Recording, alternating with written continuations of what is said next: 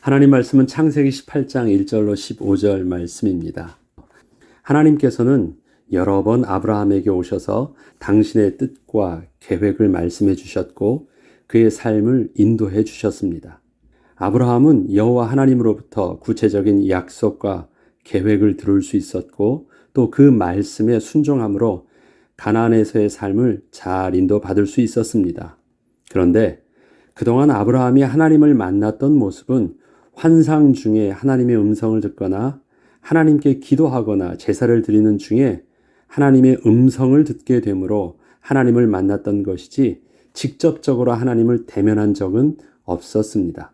하나님께서는 아브라함과 상관없이 하나님의 시간표에 일방적으로 찾아오셔서 말씀하여 주셨고 아브라함은 단지 그때 하나님의 선하신 계획과 뜻을 들을 수 있었습니다.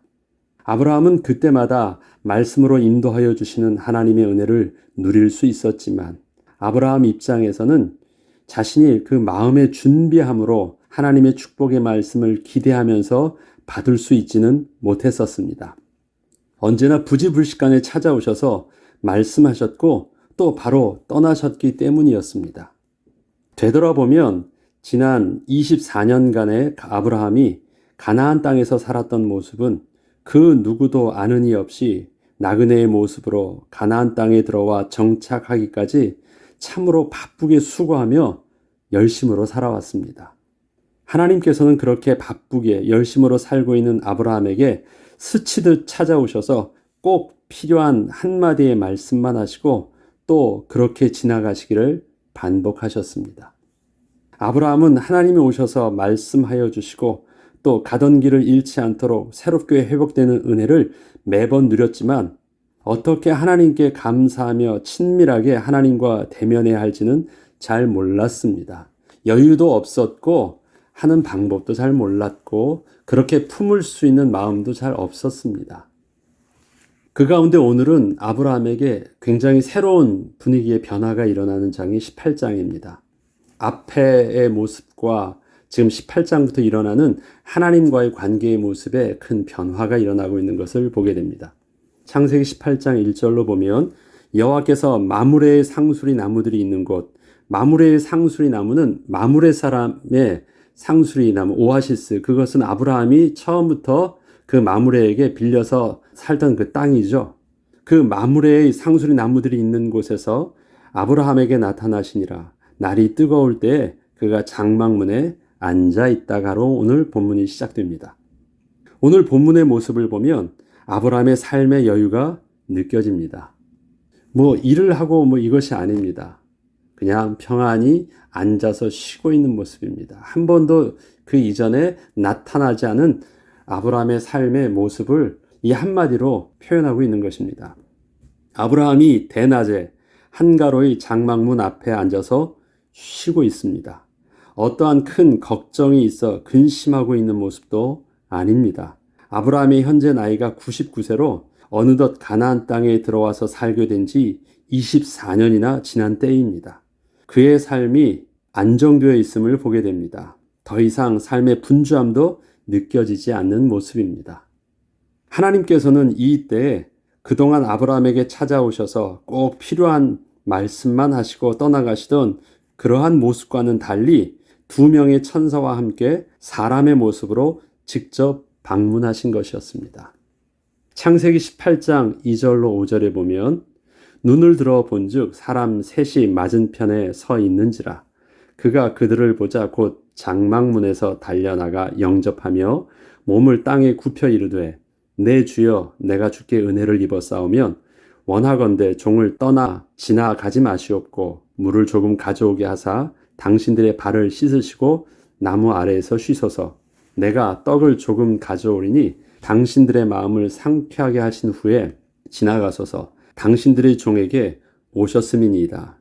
그들이 이르되 내 말대로 그리하라. 오늘 본문의 이 내용들을 보면 아브라함은 나그네를 본 것입니다. 하나님을 본 것도 아니고 사람을 봤어요. 세 명의 나그네를 보았는데 조금 범상치 않은 것은 본 것 같아요. 그래서 맞이합니다. 그리고 그 나그네들이 부담 갖지 않도록 그냥 잠시 쉬시라고 그냥 목이나 축이고 시원케 하시고 쉬셨다 가시도록 이 나무 아래에서 쉬십시오라고 말은 그렇게 합니다. 그러면 제가 집에 있는 조금 떡을 가져와서 좀 대접할 테니까 좀 먹고 가세요. 아주 부담 없이 일단은 그 손님을 잡으려고 부담 없이 일단은 집안에 드리려고 하는 모습을 봅니다. 그런데 그 다음에 행동을 보면 그게 아니에요. 야, 너 고운 가루를 가지고 직접 안에 살아야 네가 요리를 해. 그리고 얼른 급히 달려가지고 뒤에 보면 또 가축들 중에서 기름지고 아주 좋은 송아지 한 마리를 자기가 직접 잡아서 하인에게 주면서 너 빨리 요리해. 이것은 지금 앞에 그 새 나그네에게 여기 와서 단지 목이나 축이고 집에 있는 제 떡덩어리 좀 잡수고 가세요. 그 마음과 다른 것입니다. 지금 아브라함은 뭔가 준비된 마음으로 뭔가 작정하고 이것을 하는 거예요. 손님 떠나가지 않게 하시면서. 이게 지금 이 분위기입니다. 아브라함은 지금 하나님이 방문하실 것을 기다리고 있다가 하나님이 오셨을 때 즉시로 그 하나님을 맞이하고 있는 것이 아닙니다. 그는 그저 평범한 일상을 보내며 한가로이 쉬고 있을 때 문득 눈을 들어 보게 되었는데 그때 갑자기 그의 눈에 나타난 3명의 나그네를 보게 된 것입니다. 그런데 그는 이 3명의 낯선 나그네들을 아주 귀한 분으로 여기고 그렇게 맞이하고 섬기려 하고 있는 것입니다. 아브라함은 분명 그 3명의 나그네들의 모습이 그저 평범한 사람은 아니라는 것을 직감적으로 알았던 것 같습니다. 그들이 하나님은 아니시더라도 하나님이 보내신 거룩한 사람들이라는 느낌은 받았기에 나이가 99세나 되었고 그의 집안의 가장 어른이었던 아브라함이 그들 앞에서 겸손하게 마치 그들의 종처럼 그들을 대면하고 맞이하고 있는 것입니다. 그는 지난날의 삶의 분주함 속에서 살고 있을 때 그저 꼭 필요한 은혜만을 주시고 떠나셨던 하나님을 이제는 제대로 맞이하고 기쁨으로 대면하면서 섬기고 싶었습니다. 그런데 바로 오늘이 자신에게 방문한 새 사람을 보면서 오늘은 내가 하나님을 제대로 맞이하며 섬기고 하나님의 사람과 함께 친밀함의 교제를 나눌 수 있는 기회가 될 것 같다는 생각을 하게 된 것입니다. 그분이 하나님은 아니실지라도 하나님이 보낸 사람이라면 그를 통해서 내가 그동안 아쉬웠던 꼭 하고 싶었던 하나님과의 친밀한 교제와 섬김을 하고 싶었던 것입니다. 그래서 중심을 다해서 섬기고 또 그 일들을 그렇게 준비해 나간 것입니다. 그리고 아내 사라와 그 종들에게 떡과 고기를 급히 요리하게 하였습니다. 집에 이미 만들어 두었던 음식이 아니라 아브라함이 직접 가축대에 있는 곳으로 달려가서 기름지고 제일 좋은 송아지를 골라다가 직접 잡아 하인에게 주며 특별하게 요리를 하게 한 귀한 음식이었습니다. 지금 그가 대접하는 모습을 보면 아주 특별하게 자신의 온 마음을 다하여 특별하게 그 나그네들을 섬기고 있음을 알 수 있습니다. 창세기 18장 9절로 10절에 보면 그 다음에 그들이 아브라함에게 이르되 내 아내 사라가 어디 있느냐? 대답하되 장막에 있나이다. 그가 이르시되 내년 이맘때 내가 반드시 내게로 돌아오리니 내 아내 사라에게 아들이 있으리라 하시니 사라가 그 뒤 장막문에서 들었더라. 그들이 아브라함에게 귀한 대접을 다 받고 난 후에 아내 사라를 찾았습니다. 그리고 그 셋 중에 한 사람이 내년 이맘때 내가 반드시 내게로 돌아오리니 내 아내 사라에게 아들이 있으리라는 말씀을 하십니다. 아브라함은 이때 그 말씀하시는 사람이 하나님이심을 깨닫게 되었습니다. 그 이유는 이 말씀은 아무나 할 수 있는 말이 아니라 하나님과 아브라함만이 알 수 있는 내용이었기 때문입니다. 이때부터 성경은 그 사람이라는 대명사에서 여호와 하나님이라는 직접적인 호칭으로 바꾸어 기록하면서 그 다음의 내용들을 이어가고 있습니다. 여기서부터 확 바뀐 거예요. 그것은 아브라함이 그분이 하나님이라는 사실들을 바램대로 그분이 하나님이라는 사실들을 이제 눈치채게 된 거예요. 알게 된 것이에요. 여호와께서 이르시되 이제부터 이 표현이 이렇게 바뀝니다. 아브라함과 사라는 나이가 많아 늙었고 사라에게는 여성의 생리가 끊어졌는지라. 사라가 속으로 웃고 이르되 내가 노쇠하였고 내 주인도 늙었으니 내게 무슨 즐거움이 있으리요. 여호와께서 아브라함에게 이르시되 사라가 왜 웃으며 이르기를 내가 늙었거늘 어떻게 아들을 낳으리오 하느냐? 여호와께 능하지 못한 일이 있겠느냐? 기한이 이를 때 내가 내게로 돌아오리니 사라에게 아들이 있으리라. 사라가 두려워서 부인하여 이르되 내가 웃지 아니하였나이다. 이르시되 아니라 내가 웃었느니라. 오늘의 본론이 사실은 여기서부터 창세기 11장 11절부터 시작되어집니다. 이 본문이 시작되어지는데 이때 하나님께서 아브라함과 대면하고 하나님의 말씀을 들려주시는데 오늘의 이 본론이 시작되어지기 전에 그 앞에 아브라함이 일상 속에서 사람의 모습으로 나그네의 모습으로 왔던 하나님의 방문의 모습을 기록한 것은 하나님께서 아브라함과 다른 이유가 있음을 잘 나타내주고 있습니다. 그럼 이때 아브라함이 지금 하나님을 만나는 것은 이전에 하나님을 만났던 모습과는 분명히 달라진 모습이에요. 아브라함은 그의 바램대로 자기가 대접한 분들이 여호와 하나님과 그분의 천사들이었음을 알게 되었습니다. 이제 아브라함은 하나님과 좀 더 준비된 마음으로 섬기며 친밀하게 대화하고 교제를 할 수 있게 되었습니다.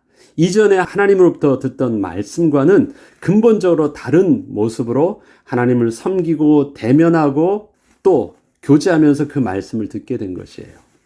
하나님께서는 이러한 아브라함에게 정확하게 내년 이맘때라는 시기도 알려주시며 분명히 사라를 통하여 아들을 낳게 될 것을 다시 한번 상기시켜 주셨습니다.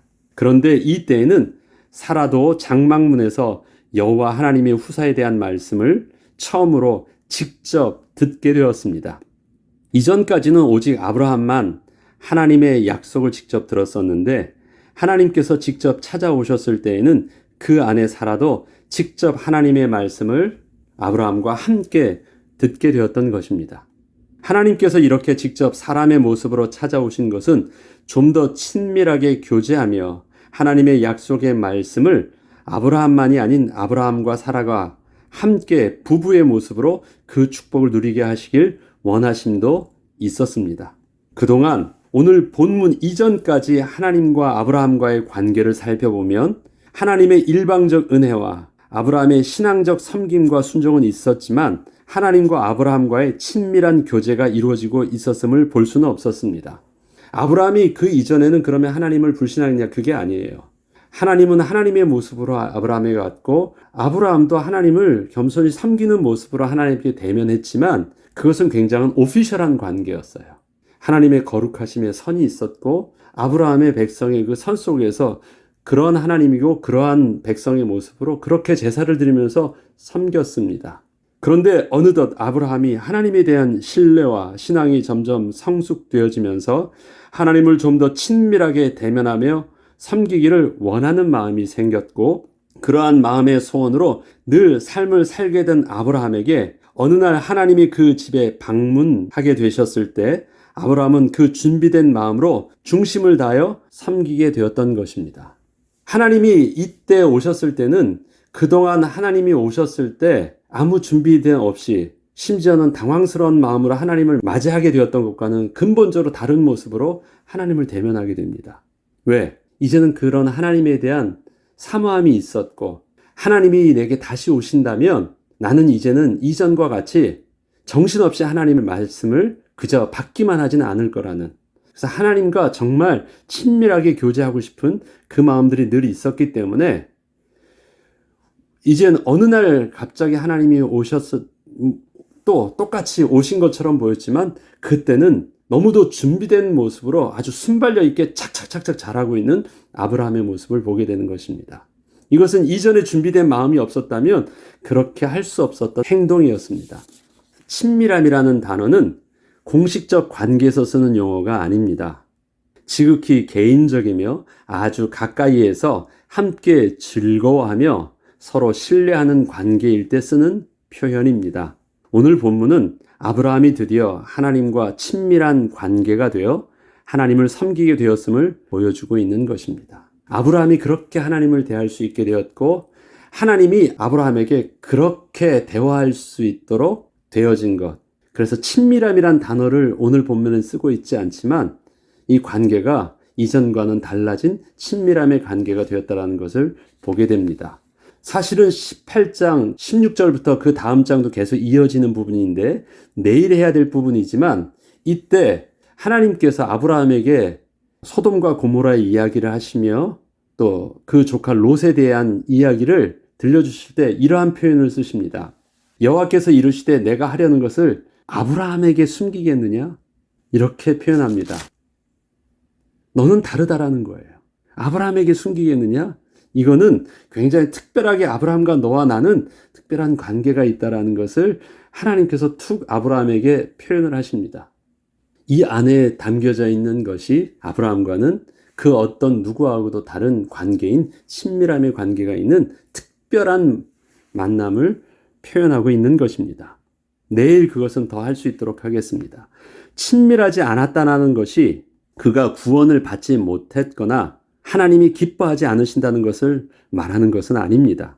지난날 신앙이 어린 아이와 같았을 때에는 하나님이 은혜에 대해서 그저 받을 줄만 알았고 갈급한 자기 문제에 대해서 해결받는 것만이 급했었는데 하나님의 풍성한 은혜로 인하여 영육간의 삶에 부요함이 회복되었을 때에는 더 이상 내 문제에만 급급하여 그저 하나님의 도우심만 구하고 있는 것이 아니라 하나님을 기뻐하며 하나님께 온전히 예배하며 찬양할 수 있게 되었다는 것입니다.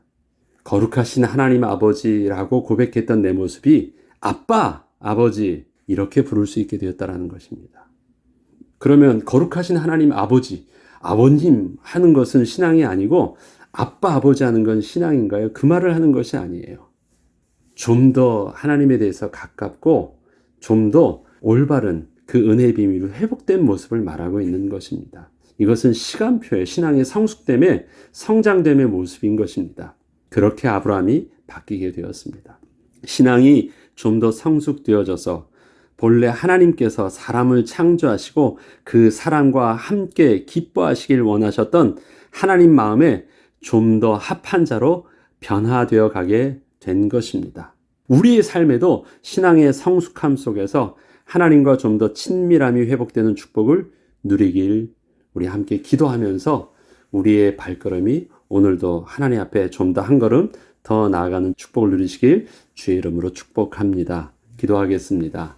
하나님 아버지, 지난날 하나님은 참으로 어렵고 또 거룩하신 하나님 아버지라고밖에 고백할 수 없었던 하나님이셨습니다. 그런데 지금은 우리는 하나님을 아빠 아버지라 부를 수 있는 관계가 회복되어져 있음을 또 보게 됩니다. 하나님, 우리 아빠 되신 하나님, 나보다 나를 더 잘하시고 내가 미련할 때도 내가 잘 몰라서 때를 부리며 하나님을 모른다고 하며 하나님을 원망할 때도 그저 그렇게 사랑하여 주셨고 우리를 세밀하게 이곳까지 인도하여 주셨습니다. 하나님, 이젠 그 하나님과 좀 더 가깝게 하나님을 기뻐하며 하나님을 향한 의무에서의 모든 신앙생활이 아니라 하나님 한 분만으로 그저 기뻐하고 즐거워하며 감사하는 그 모습이 회복되게 하시고 우리의 기도와 우리의 예배가 어떠한 이유와 목적이 있는 것이 아니라 하나님을 기뻐함 속에서 하나님을 만나는 은혜의 비밀을 누리는 축복이 더하여지게 하여 주시옵소서. 감사드리며 우리 주 예수 그리스도 이름으로 기도합니다. 아멘.